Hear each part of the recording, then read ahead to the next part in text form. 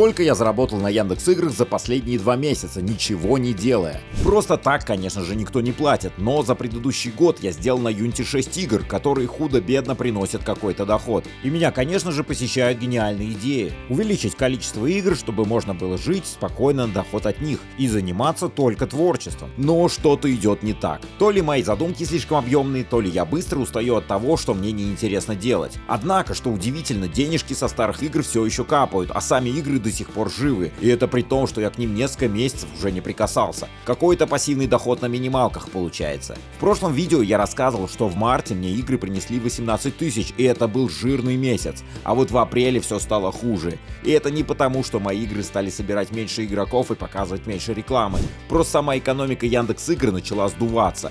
Точнее, она продолжила сдуваться, как и все последние 3 года. Доходы от игр упали за это время раз в 10, а за 1000 показов рекламы сейчас щедро платят 10 рублей. Так что сделать игру на коленке и разбогатеть уже вряд ли получится.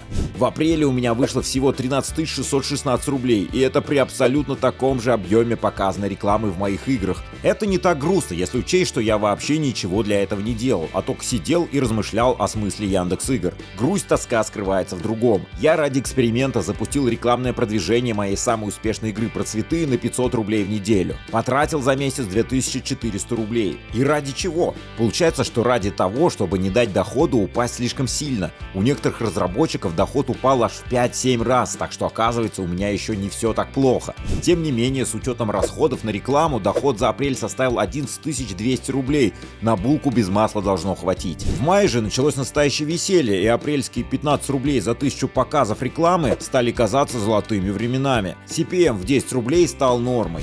И только конец мая немного сжалился над нами, позволив мне заработать за те же самые объемы показов рекламы хотя бы 10 тысяч. Ну и это благодаря продолжающемуся рекламному продвижению, на которое я потратил в мае 1003. В итоге, с учетом рекламы, доход за май составил от силы 1007. Тут уже, боюсь, придется отказаться не только от масла, но и от булки. Какой можно сделать вывод? Яндекс.Игры как источник дохода закончились? Возможно, потому что для рекламной монетизации настали не лучшие времена. Может быть, все наладится, а может, Яндекс.Игры превратятся в платформу донатных игр, где игрокам в каждой игре будут предлагать что-то купить. Но согласитесь, что показывать рекламу в своих играх и что-то продавать — это совсем разный уровень навыков. А самое главное, что это совсем другой подход к созданию игр. Еще меньше творчества и еще больше маркетинга. Хочу ли я всем этим заниматься? Скорее нет, чем да. Возможно, пришло время изучить другие площадки или даже вспомнить о своей давней мечте — создать свою полноценную инди-игру для Стима и, может быть, даже отправить ее Куплинову. Есть о чем подумать. До встречи в следующем видео.